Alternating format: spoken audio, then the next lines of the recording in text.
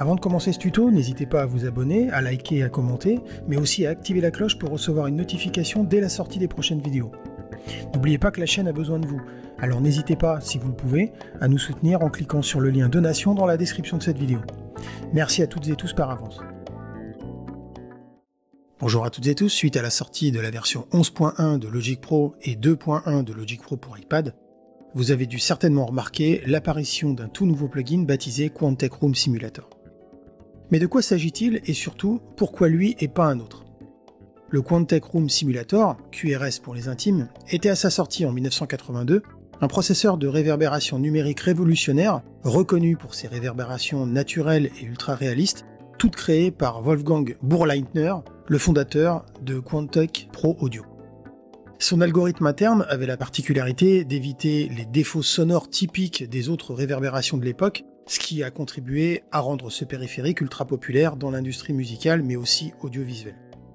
Autre détail qui caractérisait le QRS, sa fonction freeze, qui offrait la possibilité de créer des réverbérations infinies uniques. Dans les années 90, Quantec lança également le Yardstick 2402, puis en 2008, la série 249X, qui n'était que des versions améliorées conservant l'algorithme QRS original, mais intégrant aussi de nouvelles technos de traitement du signal. On sait de sources sûres que l'équipe de développement de Logic Pro aura repris scrupuleusement les schémas et notes d'origine pour créer son pendant virtuel, on dira, inclus désormais dans notre logiciel préféré. Je soupçonne même le docteur Gerhard Langling, le fondateur d'Emagic et encore patron de l'équipe de développeurs d'Apple à Hambourg, d'avoir voulu redonner vie à cette machine de renom. Une bonne nouvelle n'arrivant jamais seule, Apple nous propose non pas une, mais deux unités. La QRS qui n'est autre que la toute première version de cette reverb, alors que la Yardstick est une mise à jour de cette dernière, mais avec les mêmes algorithmes que les versions d'origine, nous offrant ainsi la possibilité de profiter d'unités de réverbération de premier ordre reconnues pour leur qualité audio. Comme son nom l'indique, le plugin Quantec Room Simulator servira à simuler les propriétés acoustiques de différents environnements. En résumé, le QRS vous permettra de bénéficier de trois fonctionnalités différentes de réverbération. On retrouvera la fonction reverb, laquelle reproduira l'acoustique naturelle d'une pièce avec ses réflexions et sa queue de reverb. Vous pourrez évidemment peaufiner tout cela via 8 paramètres de contrôle se trouvant juste ici. La fonction freeze qui servira à capturer un instantané de votre queue de reverb pour pouvoir la boucler pendant une durée déterminée. Cet effet sera plutôt sympa par exemple pour donner l'impression d'une sonorité piégée dans un espace donné. La fonction Enhance permettra de créer un groupe de réflexion dense au lieu d'une queue de réverbération standard. Alors mais à quoi cela pourra bien nous servir, me direz-vous? Eh bien par exemple à améliorer la clarté mais aussi la spatialisation du signal initial. Autre application, vous pourrez également transformer des signaux mono en images stéréo ou encore créer un effet binaural.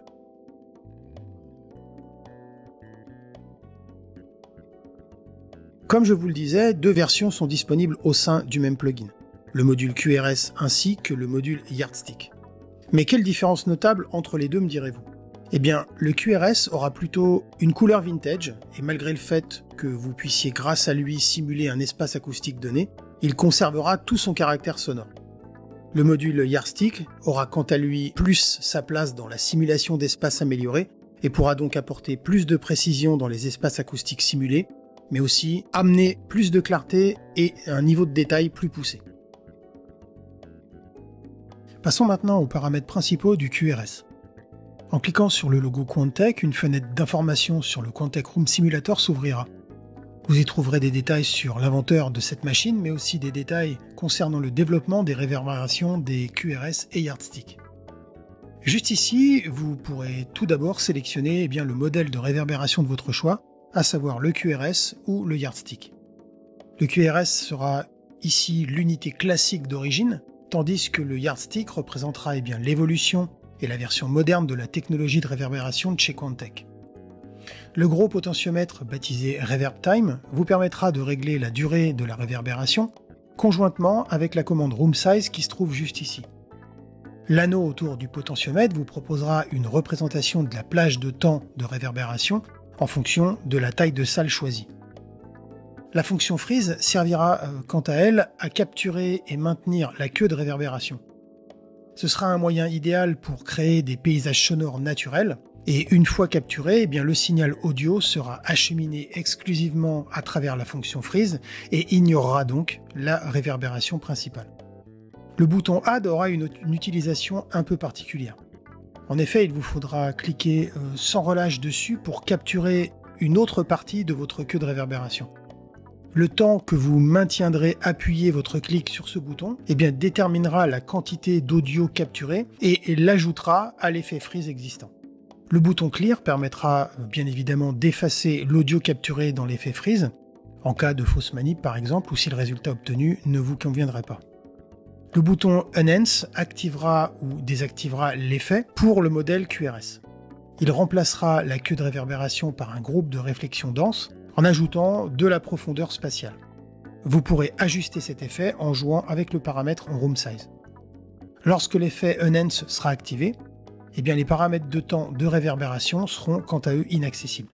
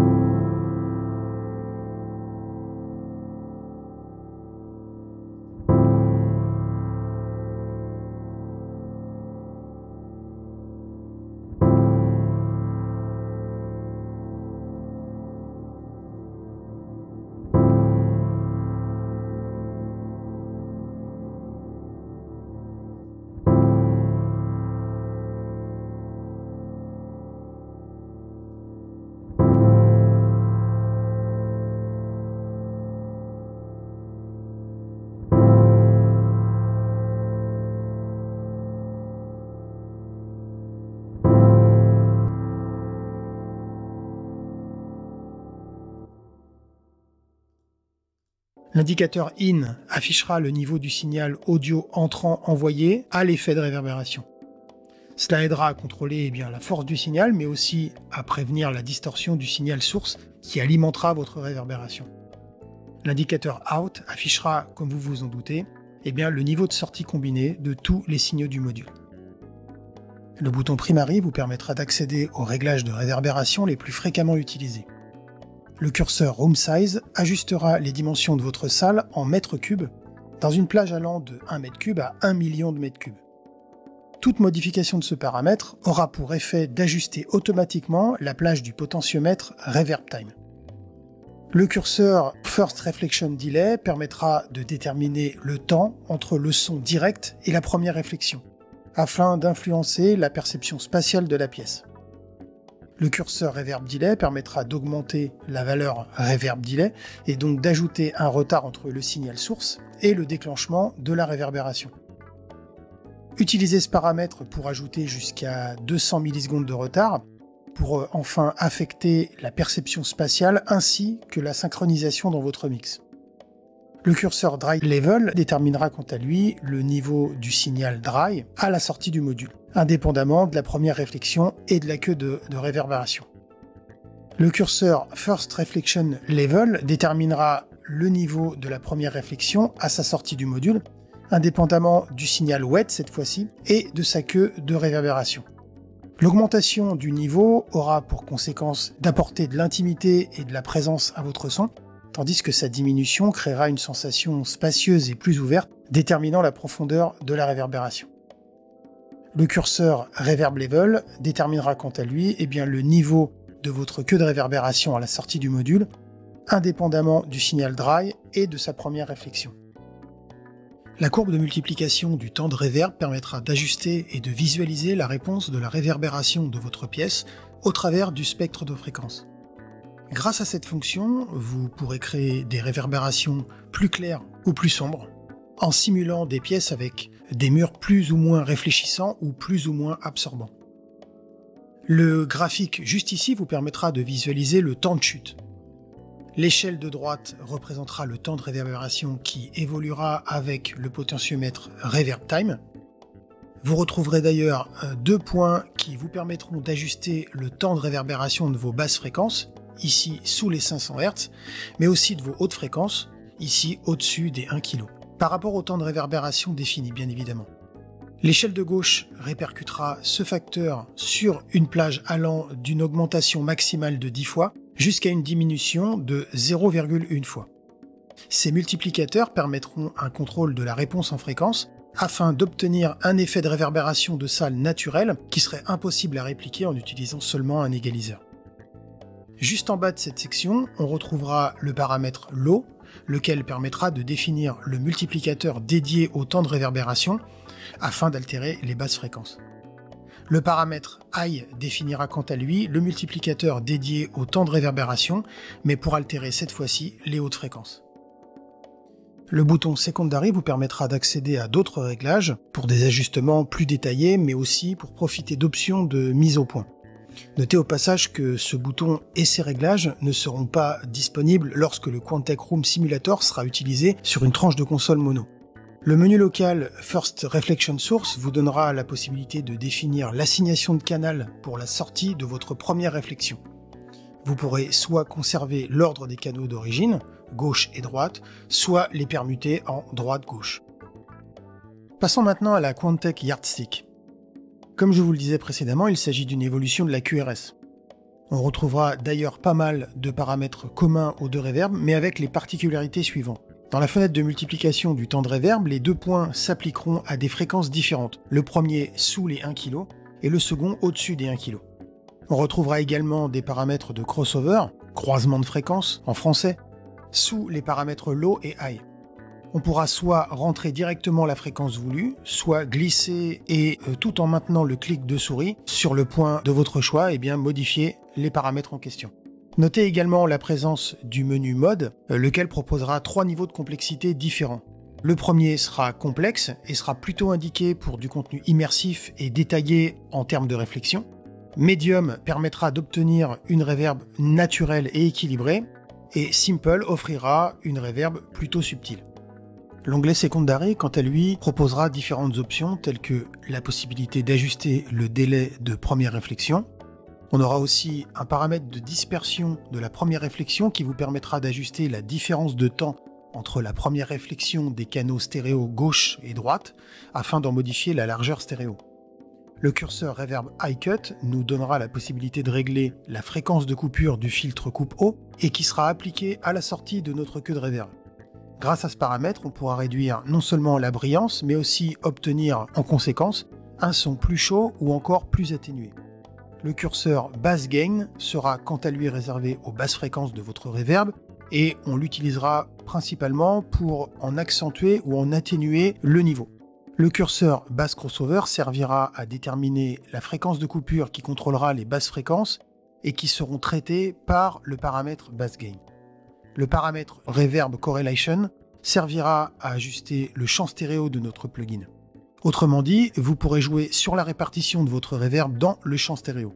Très pratique donc pour obtenir un effet plus concentré et plus restreint, ou encore un son hyper large et donc plus immersif. L'onglet Extend vous proposera, via les options Dry Source et First Reflection Source, de sélectionner l'ordre de vos canaux gauche et droite, que vous pourrez là aussi intervertir. Les paramètres L Correlation Pattern et R Correlation Pattern vous permettront de sélectionner des positions de micro virtuelles dans une chambre de réverbération pour chaque canal. Le bouton Subsonic vous permettra, si ce dernier n'est pas activé, de filtrer vos basses fréquences audibles. Mais une fois activé, sachez qu'il vous donnera la possibilité de traiter le signal d'entrée non filtré.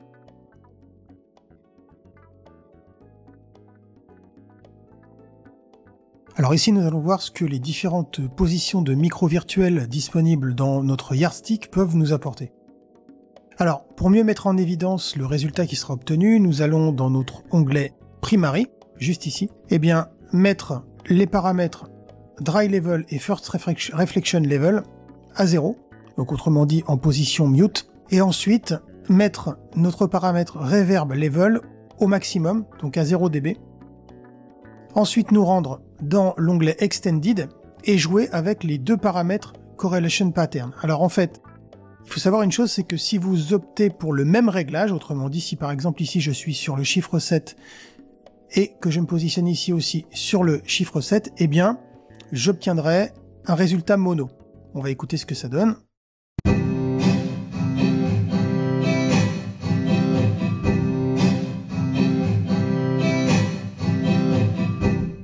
Par contre, si on va prendre par exemple 30, un espacement entre les deux paramètres beaucoup plus important, et bien là, on va s'apercevoir qu'on va obtenir beaucoup plus de largeur stéréo qu'avec le réglage précédent.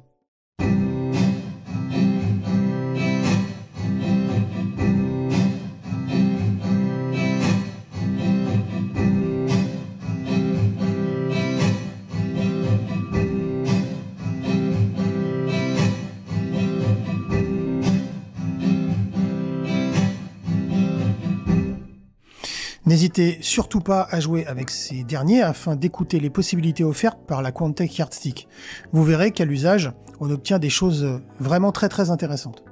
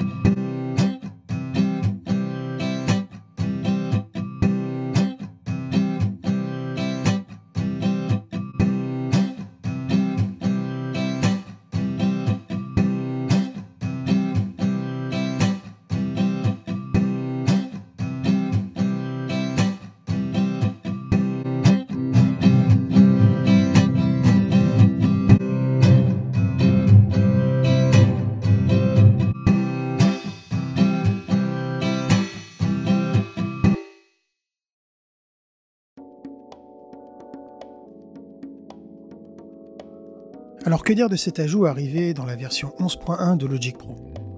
Eh bien la première chose qui impressionne, c'est avant tout la qualité de ces deux reverbs. Ça sonne, et même plutôt très bien. Attention néanmoins à ne pas trop exagérer en termes de réglage parce que vous pourriez détruire tout ou partie de votre audio avec un résultat qui au final ne lui rendrait franchement pas service. Mais avec un peu de savoir-faire, vous verrez que cet outil sera redoutable d'efficacité, tantôt très naturel, mais aussi très sombre en fonction de ce que vous lui aurez demandé. Une reverb donc de très grande classe et, comme d'habitude, intégrée dans notre logiciel préféré.